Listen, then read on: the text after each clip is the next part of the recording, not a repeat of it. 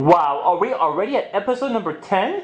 Time goes by fast, huh? 130,000 views, emails from around the world, and the number one question I get asked is what? How did you convert to Islam? Well, it's a long story, so I'll give you the short version of it. Here it goes.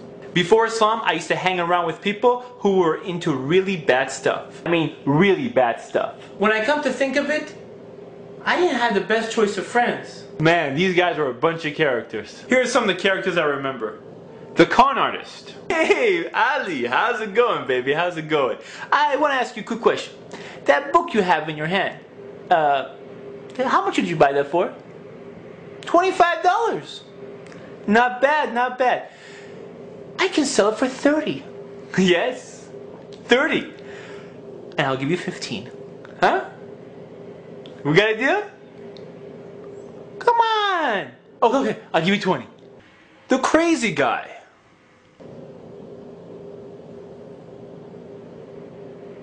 What? The trash talker. So he came up to me and I was like, dude, what are you talking about, man? What are you talking about? If you got something to say it in my face. And he was like, he just looked at me like I was crazy. And I told him, man, you know what? What? Is he behind me? Is he behind me? Oh, okay. Anyways, I told him, what did I tell him? The weird guy.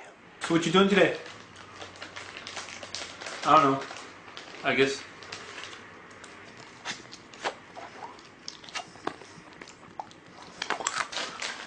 I'm sorry, did you want some?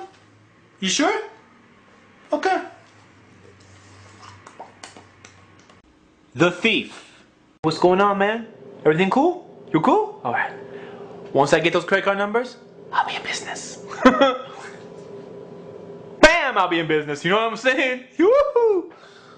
So one day, one of my best friends, which was also one of the worst friends, asked me to come play basketball with him in a Muslim basketball tournament. A Muslim basketball tournament. So I asked him, cool, who do we know that's Muslim? He tells me he's Muslim. You're Muslim?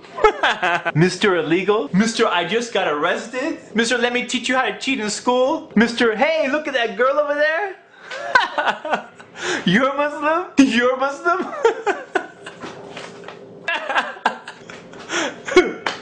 What? You serious? Okay. I'm sorry, man. I'm sorry. I'm just sorry. Okay. It's out of me. Muslim. You're not Muslim. Who are you kidding, man?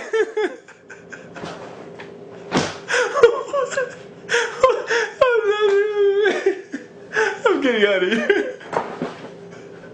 I couldn't believe it. So on the day of the tournament, I go to his house and all the teammates are meeting up there. But they're wearing hats that say the word Allah on it and the word Islam on it. I'm like, what? How could this be? I see these guys at school all the time. I have like no idea these guys were Muslim. Zero. With all the stuff I see these people do, I didn't think they had any association with any religion. So we went to the tournament, and when it came for a time for prayer, my team walked out. Yes, they said, let's go chill outside. I'm like, chill?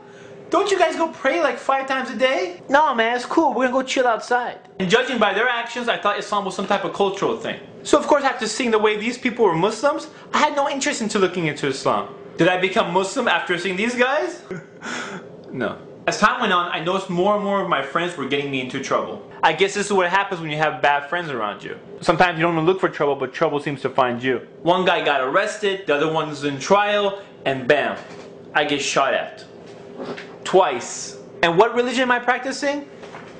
Nothing. I was worshipping idols. Worshipping idols. Wearing these superstition rocks around my neck, thinking that these rocks will benefit me somehow. But they didn't. I was lost in a world of jahiliyyah, a world of ignorance. Islam was never given to me, so I had no idea what it was. Eventually I realized that these idols didn't benefit me. So one day I decided to search for the truth. I told myself if I find it, I will change my life. So I started looking into different religions and different ways of life. One by one, I found errors in different religions. Each time I found an error in a religion, I would throw it out. I mean, if the religion is from the creator of all things, the one who made everything, from God the Almighty, how can I have an error in it? Or how can I accept a message that's been changed by man? Or how can God get killed or die? I didn't buy it. Or blind following some clergy guy? Someone who claims he's closer to God than the rest of us? I don't think so. Pretty soon, I start losing hope. It looked like all the religions were eliminated. Then one day, someone gives me a flyer to an Islamic camp. So I figured this would be a great time to check out the religion of Islam. Unfortunately, it was bad timing. You see, my father was in the hospital and the doctor told us he has about a few days to live. So my mother tells me we should stay here because this is the last time you'll probably see your father. So at first I decided to stay.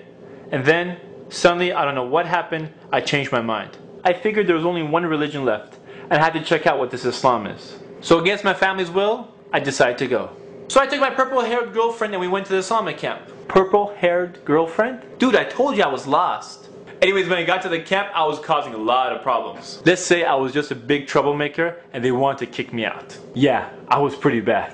And eventually I got so tired of causing trouble, I took a break and I sat down. I actually started listening to the lecture. It sounded very interesting. The speaker was talking about things I never heard before. I started evaluating, analyzing, questioning. And for the first time in my life, I started thinking. It was amazing. It all made sense. I told myself if I ever find the truth, I will go after it. In less than 24 hours, I became Muslim. I told my longtime girlfriend, it's over. She was in shock. When I came home, I told my parents, I became Muslim. They were in shock. And when I told my friends I'm Muslim, I think they probably thought I went crazy. Crazy! I think the reason that the camp made such a difference is it isolated me from all the distractions you get in this life. You see, in our normal life, we're distracted with so many different things. But if you take all these distractions away, and you get a chance to actually think, and Islam is presented to you, it makes perfect sense. Do you ever wonder why so many prisoners become Muslim? All the distractions are gone. They have nothing to do except to think. So they think. So I come back and everyone thinks I'm crazy. How come they didn't think I was crazy when I was worshipping rocks? You see, I don't get that. Alhamdulillah, I've been Muslim ever since. Alhamdulillah. Now look at the difference between the two types of Muslims I met. The ones I went to high school with were nothing but a bunch of characters. The ones I met at the camp were practicing Muslims. You see, both types of Muslims had an effect on me, but only one had a positive effect. The other had a negative effect. You see, when Islam was presented correctly to me, I became Muslim the next day. So if you call yourself Muslim and you imitate the misguided people around you, why would anyone want to be like you? I mean, if you go have a beer with your friends and then you try to talk to them about how great Islam is, they'll think you're a hypocrite. You see, there's people out there that are just like me. They are sincere, they want the truth, but they just need someone to present it to them. SubhanAllah, Allah subhanahu wa ta'ala gave you Islam. It's the greatest gift you can get in your life. And if you throw that away so you can imitate the misguided people, how does that make sense? I mentioned two types of Muslims. It's up to you to decide which one you want to be. Yeah, one path is going to be tougher than the other, but the end result is worth it. As you know, there's no compulsion in Islam. So the way we carry ourselves is the way we carry Islam to the people. SubhanAllah, those who had Islam and decided to be bad examples around me and never gave me Islam, what are they going to say to Allah subhanahu wa ta'ala on the Day of Judgment? Instead of giving me Islam, they gave me nothing. You see, if you slack off in your religion, it doesn't just affect you, but it also affects everyone who interacts with you. Do you know what I'm saying? No, seriously, do you know what I'm saying? I hope you do, inshallah. This is Ali reminding you just in case you forgot. This is Ali reminding you just in case you forgot.